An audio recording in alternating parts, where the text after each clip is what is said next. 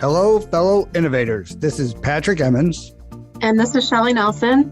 Welcome to the Innovation and the Digital Enterprise podcast, where we interview successful visionaries and leaders, giving you an insight into how they drive and support innovation within their organizations. Today, we're welcoming Edward Wagoner to the show. In his current role, Ed serves as the Chief Information Officer, Digital at JLL. Ed's industry experience includes 15 years as JLL's global CIO, overseeing its corporate occupier technology platform. He also serves as a tech evangelist for the industry, challenging and inspiring thinking on the intersection of the digital and physical workplace to help the broader CRE industry make the most of their transformations. Ed holds a bachelor's degree in accounting from Bob Jones University and is based in Chicago, Illinois. Welcome to the show, Ed. Thanks, Shelley. Thanks, Patrick. And you know, Shelley, if I could get you to go with me and do those introductions everywhere, that would be fantastic. Thank you for making me sound smart. Sign me up.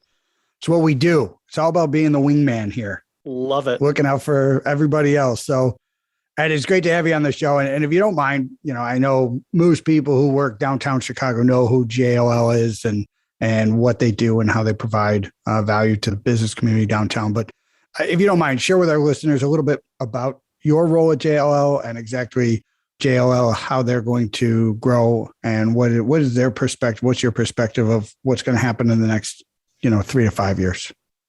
Sure. And I think, let's maybe start with some basics. JLL is a Fortune 200 and a world leader in real estate services. And when we say that, that means we buy, we build, we occupy, we invest. So we do the full scale. And it's not just commercial office buildings. Most people think about us like big office towers, but it's industrial, commercial, retail, residential like multifamily, and hotels. And our clients can range from tech startups to some big global firms. It goes across industries like banking, energy, healthcare, law, life sciences, manufacturing, technology. Basically, if you look outside your window, any building you see that's not a single family home, we can provide services to it. And we can give you a better experience using data and technology. And I think that's a key factor. By the way, speaking of data and technology, you probably don't think of real estate or me as being a leader in tech and data. And we didn't think that way for decades either until we set a goal several years ago, pre-pandemic, that we were going to be the industry leader in tech and data. And we've made those investments, both in technology and talent. So you asked me a little bit about my role. If I compare what JLL has done with its technology group to other organizations, we've got some things like everybody else in the world has, and then we've got some things that I think that are different. So let me start with what's the same. We've got what we call our foundational pillar. And I use the word foundation because you can't do the things you need to do in technology without these foundational items. So whether that's cybersecurity, your project management, how you run your data center, just those basic foundational functions that everyone has. We have that too in foundation. We also have core technologies that help run our business and the business of our clients. So just as when you go and buy goods and services from a company and you expect them to provide the technology to deliver that, we have the technology when a client comes and says, hey, help us with our real estate services. Where we are different from most in the industry and probably most non-technology companies are the next three areas. So we've actually made a massive investment in data, and we've brought in Silicon Valley talent to help us with data. I think for years, data was a function under me that the technologists, we were running it almost on the side of the desk. I don't have experience with data. Data scientist, that's a different discipline. That's a different strength than a technologist. And so we recognize that. And with the flood of data, especially from some of the investments we've made, IoT, the IDMS systems out there, we realized we need those data scientists to help us think differently. And they do. The other thing that we created, we call it the revenue pillar. But when we bought 2 work order system companies, we bought 2 technology consulting companies that made us the undisputed leader in IWMS advisory, implementation, and management. And that's not just me saying it. There's independent industry rankings and research firms that name that. We bought 2 AI companies. Notice I didn't say AI software. I said the actual companies. And so that's enabled us to service 80% of the marketplace that doesn't outsource its real estate, but they have real technology needs and not the technology expertise. So that's something brand new of the last couple of years that's been game changing for us and for the industry. And then last, how many people have had their board of directors say, here's $100 million, go play in prop tech? Now, they didn't actually say it that way, but they said, let's go invest in some prop tech companies because there's so much emerging capability and new things coming on the market. And rather than us trying to build it, let's see if we can get in on the front end of it and help those companies understand real estate, help them understand our clients, but also we get to take advantage of some of those new technologies. And there's a fairly big success story there. So that's a lot of information. But I would say if you're not in real estate, we might be the $19 billion revenue company that you don't usually think about, but maybe you should, because we actually impact your life every day in more ways than you realize. And I'll close with this. You asked me about my role. You've just seen it in action. I'm leveraging 36 years in the industry, 26 years of experience at JLL, having seen a who's who of organizations and their real estate operations to evangelize. I love Shelley used the tech evangelist. I like that word. Trying to be thought-provoking at that intersection of the physical world and the digital world, because you can't have one without the other. And to be successful in the future, people are going to need 1 foot in each, 1 foot in the physical world and 1 foot in the digital world to make sure we're delivering the workplaces that people expect. That is a lot for what I think a lot of people would not understand or appreciate how much is going on. But it is a really important time. We're at a very important time for how the future of, like you mentioned, not just office space, but all of the various places that we go. I think in our previous conversation, you mentioned that you're top 1 global provider, right? Not only so you have a very unique perspective on how people work, where they work, what they're going to be doing in a global perspective, and not just white collar, but like, as you mentioned, blue collar, manufacturing, all of those types of things. I know you also have a big interest in improving the carbon impact of the different buildings that you're operating. Do you want to tell us more about that? I typically tell people when I do public presentations that it really doesn't matter what you believe about sustainability and carbon impact. The reality is you're going to deal with it, especially with the reporting requirements that are coming out, coupled with younger talent is expecting people to deliver value to the world, to take better care of the world. So you've got that double whammy of mandated reporting and talent demand. So you're going to have to focus on it. I did a presentation in Silicon Valley, and I asked the CIOs in attendance the top industries that they thought contributed to carbon, and I got utilities and transportation. And I think we see a lot of that in media, but believe it or not, the built environment has a bigger impact on carbon than those other 2 industries. Now, it's not that I want to be first, we want to be better. And it's that recognition that we have a big part to play. We believe we have an ethical responsibility to create a better world through the way that we operate buildings, the way that we use technology to deliver that. And so we're making major investments. I talked earlier about all the pillars and acquisitions that we did. Some of that major investments actually going into sustainability, whether it's, I'll give you an example. I mentioned the Spark Investment Fund. We bought into a company called Turntide that makes motors. Why would a real estate company make an investment in a new motor company? Well, motor technology hasn't really changed in over 100 years, and Turntide created a new motor that's much more energy efficient, that can give us data. It's got more technology to it. And when you look at a building, it's full of motors, whether it's the HVA system or others. So there's massive opportunities to retrofit those motors in those buildings and gain some efficiencies. It'll be probably, if you look at the list of famous tech innovators, people like Bill Gates and others are on that, and I'm not. Yet JLL invested in Turntide before Mr. Gates did.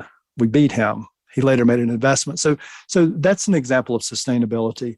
But if we also think about every company needing to do reporting, especially with some of the requirements that we're seeing in front of Congress right now and the demand from shareholders and investors, understanding your office portfolio and the impact to the environment will become a key part of your reporting requirements in the not too distant future should those regulations pass. So again, opportunities around data that I mentioned earlier, as well as the reporting, and then the efforts that people will need to take to be more sustainable in practice. And by the way, it's not just the buildings.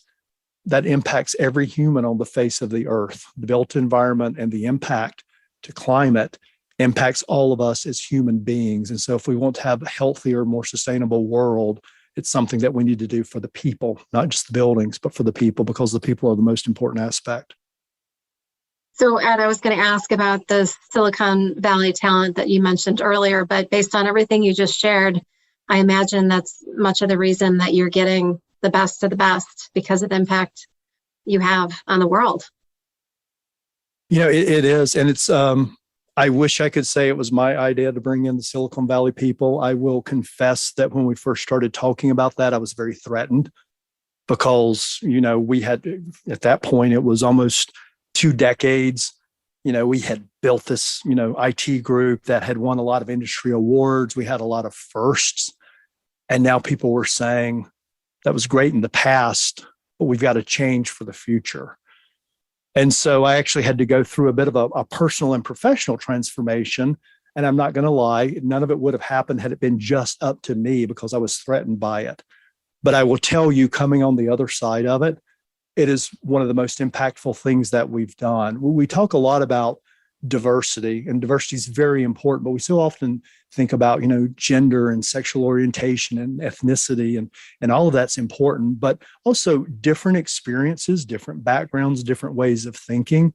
And so if you're in a traditional IT group, you probably don't realize how much you've done wrong until somebody from Silicon Valley comes in and shows you a different way to do that.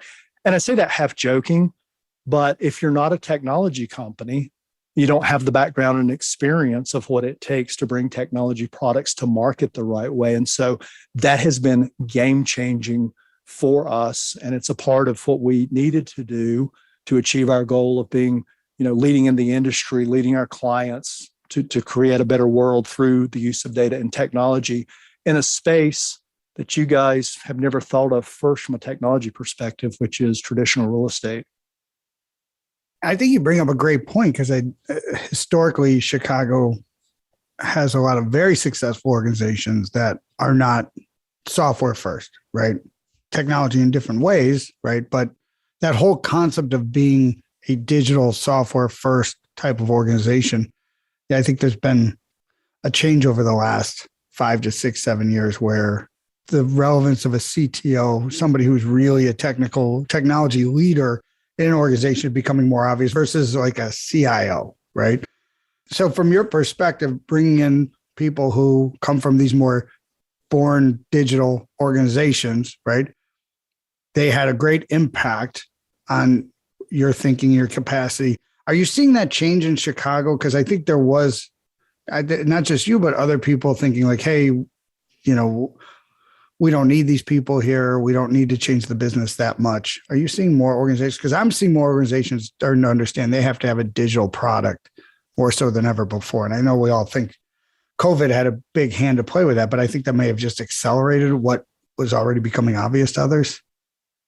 It was. I as you mentioned Chicago, I was thinking, and obviously you can tell by my accent, I'm not native to Chicago. Love the city. Moved here 17 years ago and just adore Chicago. Still getting used to the winter, but maybe one day. There's a tremendous CIO community here in Chicago, and I would encourage anyone who is in technology for a career, if you're not engaged with one of those communities, you really should be, because there's so much you can learn and people are really willing to share. I think there's a couple of challenges that, there's a lot of meat in what you said, Patrick. I think historically, there was one IT leader and we were expected to do everything. Mm-hmm. And if you look at how technology has penetrated virtually every aspect of our life.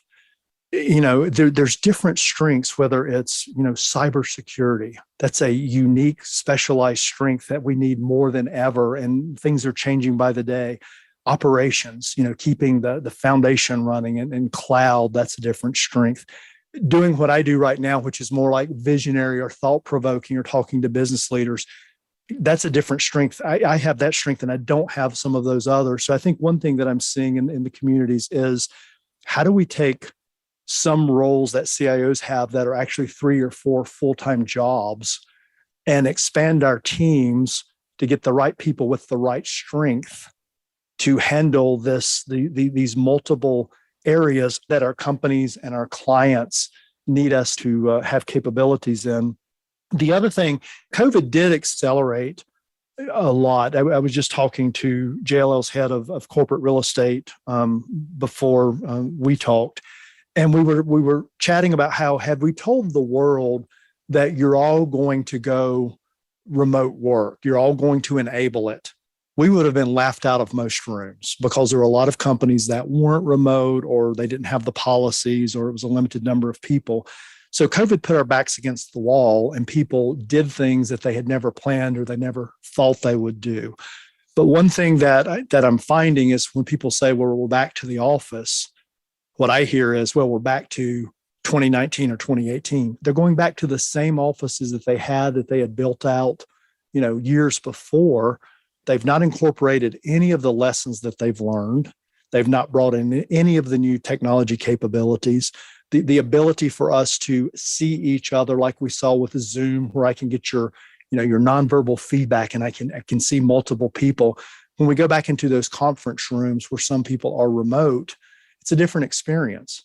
It's creating a sense of some people belong and some people don't. It's frustrating people. And so I think that's where the opportunity is, not just in the CIO role, but also in real estate and with HR and with the CFO, to rethink our workplaces, because the talent is really demanding this different way of thinking, this different way of working. And I think that's the challenge that everyone in every C-suite role in every company is going to be dealing with for the next couple of months and potentially years. Mm-hmm. Yeah. Are there any things you're seeing that certain organizations are succeeding with? And to your point of like the consistency of everybody on Zoom versus the hybrid of some on Zoom, some people feeling left out.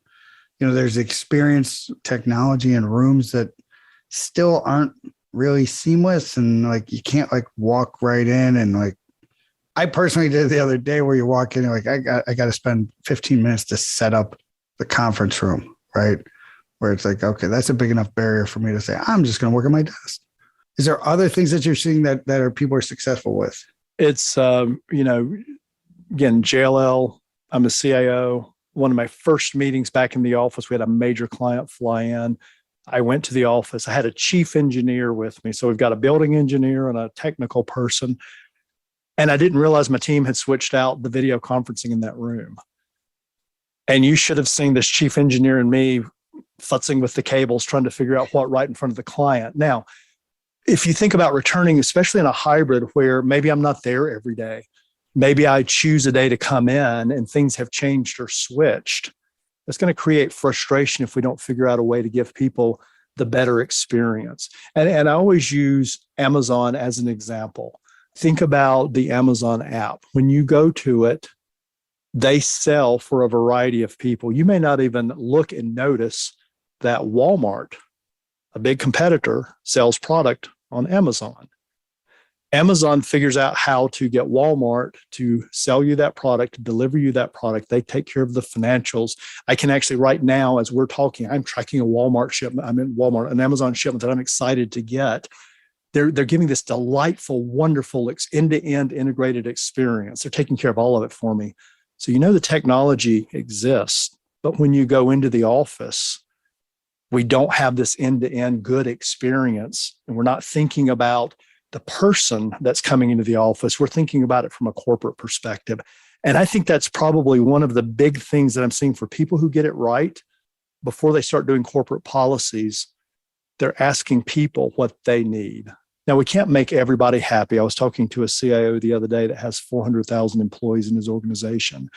And he said in a public meeting, they were surveying all 400,000 to see what they wanted from the workplace. And someone said, well, you can't make all 400,000 people happy. And he said, we're not trying to make everybody happy, but we think we'll have some learnings where we can do some things differently that will have an impact on the majority. MIT, we work with them from their Center for Real Estate Innovation. And their leader made a comment that the area of data science around human experience in the workplace is virtually non-existent. We need to do more data science around that, hence the reason that I mentioned our commitment and investment in data scientists. But the people that are getting it right now are trying to figure out what their people expect and what they need. And by the way, Patrick, what I need today is going to be different from what you need today. And it may be different tomorrow. And so I think the mistake a lot of people are making is coming up with a hybrid strategy for the corporation without thinking about Eddie's hybrid strategy may be different from Patrick's hybrid strategy. And that's okay. We can figure out how to make those coexist, or, how can we communicate that you're going to be in the office tomorrow? Should I choose to be in the office tomorrow? And, we can go get that hot dog together that we keep saying we're going to go get. I don't think we would go for lunch for the hot dog, but you know what I'm saying? That's an interesting concept. The idea that, because I think about agile teams, when I think about productivity, I think about it at the individual team level, right? How do we empower teams to maximize what makes them powerful, right? And to your point, location, facilities, that was always kind of a non-negotiable. It wasn't something you could put into that equation of like, well, how do we make the terrain we operate in customized to maximize who we are and what we do and how we do it? So that's a very interesting concept from having different cards to play for, like, how do we maximize our team? And we're going to have different modalities that, as opposed to before, it was like, well, this is your one way to do it. This is how we do it at this company. So getting even more, because I do think one of the concepts of freedom is really the thing that unlocks creativity, unlocks capacity, and having the freedom to pick the way that you work together. And from that I think that freedom is going to be a pretty powerful opportunity for successful organizations of like, hey,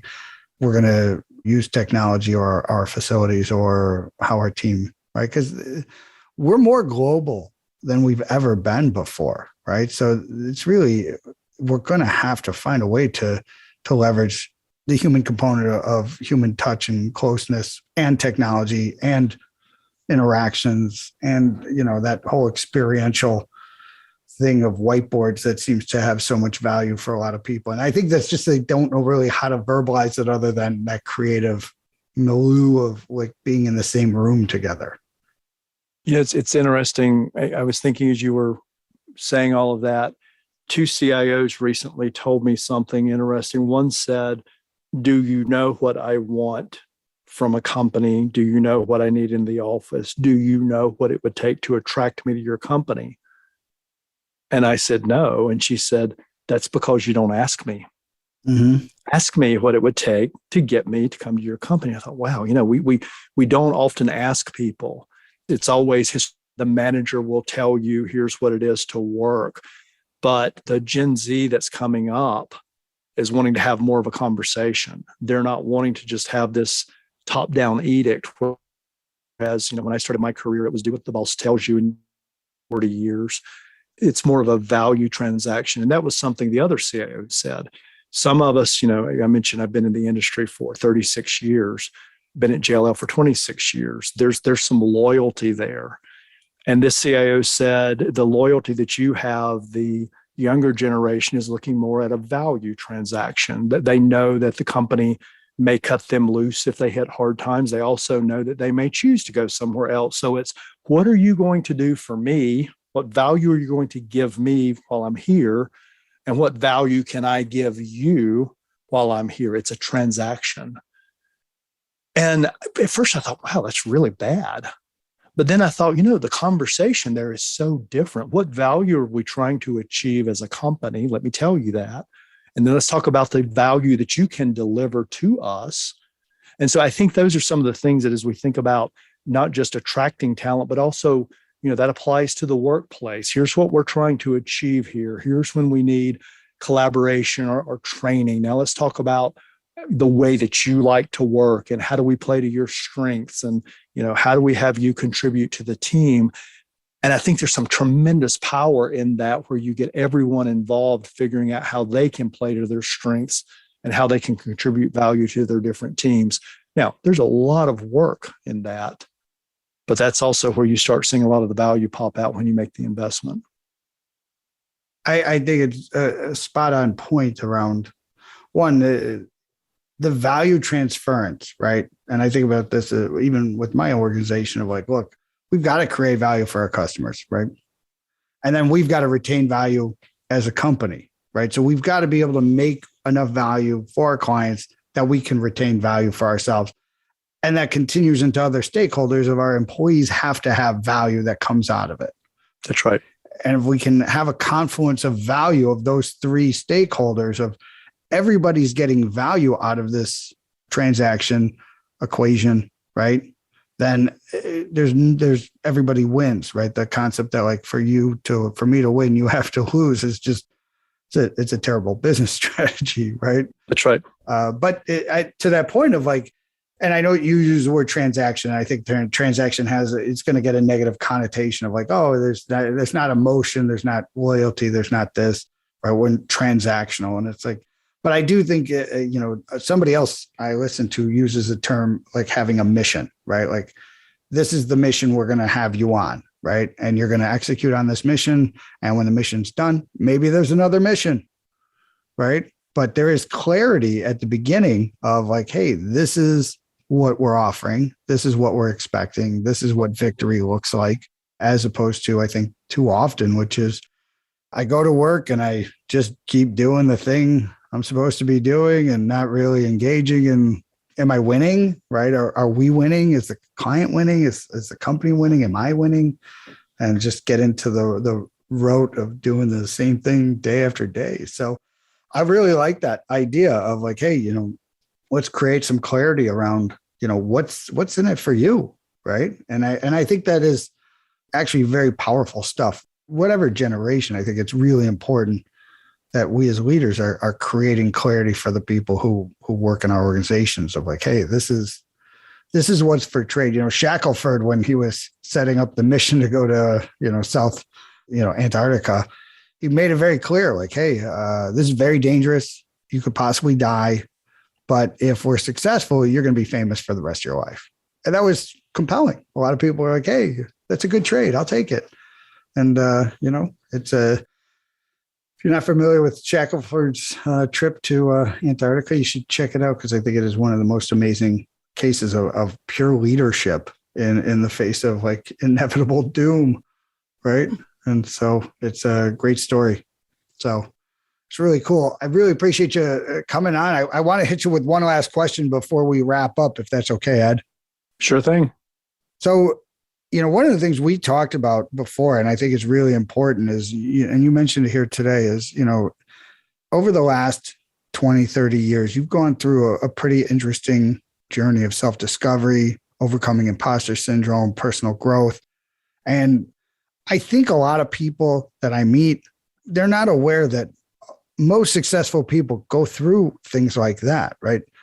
Heroes are not born, right? Like people who succeed weren't born that way. And we talked about this of like, I think there's some real narcissistic psychopaths out there that like don't go through that. But I think the, normal people of the world who are successful. And it's always amazing to me how many times I meet amazing, talented, successful people. They've been through hard things. They've accomplished so much and they still have that imposter syndrome.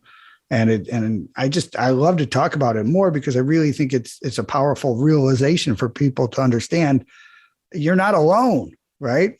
That's right. So tell us a little bit more about your journey. And maybe the best place is to start at the beginning a little bit. And Shelley referenced a little bit of this in the opening. I have a very conservative upbringing. I was brought up in an arch conservative religion. I went into one of the most conservative industries. When I started in real estate, it was the domain of white straight men. I'm LGBT, and I knew that from a very early age. So the messages that I got from a very early age was not only you don't fit in, but I was an abomination. The unpardonable sin.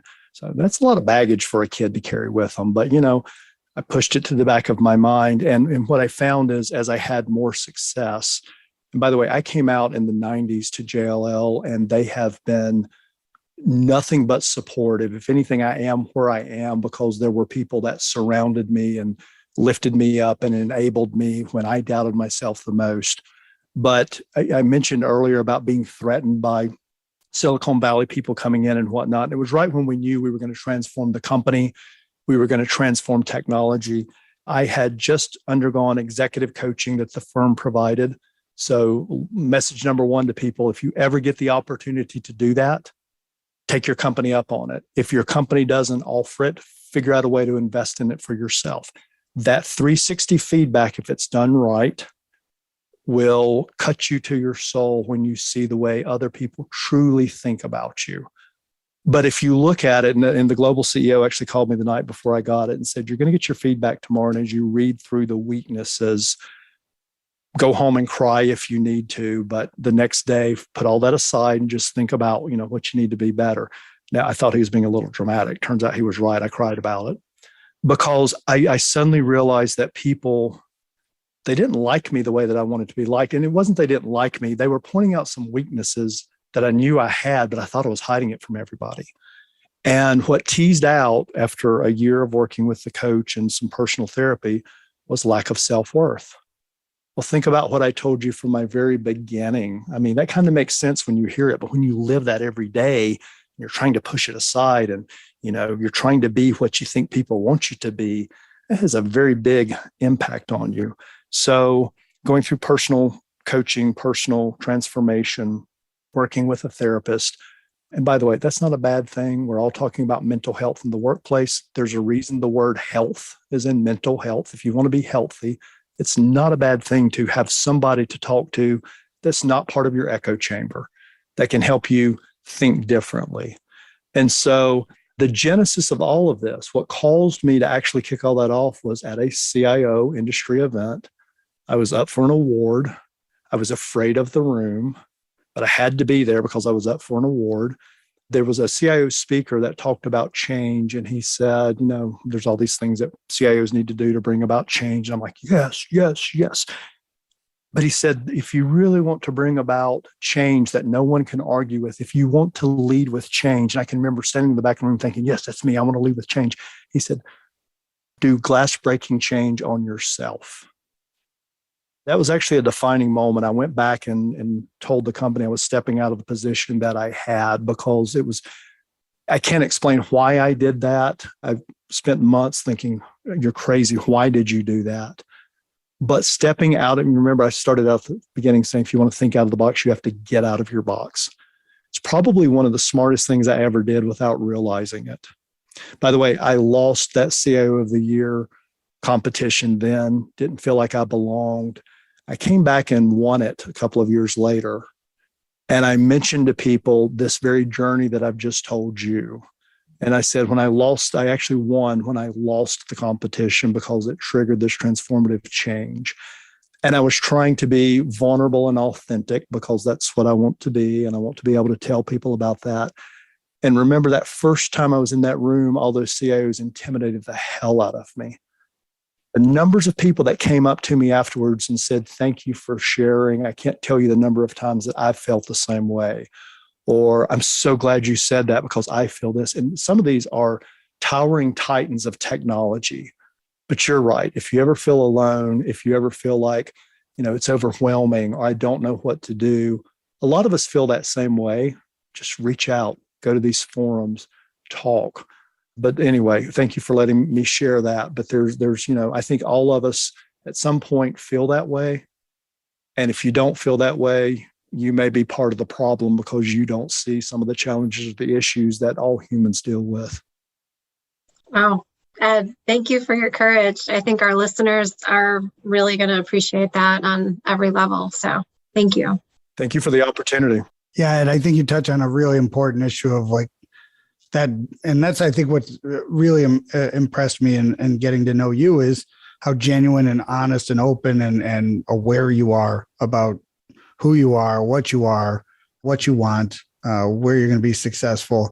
And I think a lot of people suffer from, it's not their fault that you're surrounded in a world sometimes with people who have been taught to not be open, to not be aware, to not be genuine, right? Like you're supposed to hide it. You're supposed to put the shield on every day, put the armor on and protect yourself. And I can only imagine how excited everybody in your group is that like, look, this is who leads this group, right? We start brave right at the beginning, right? We lead with our hearts, chest out.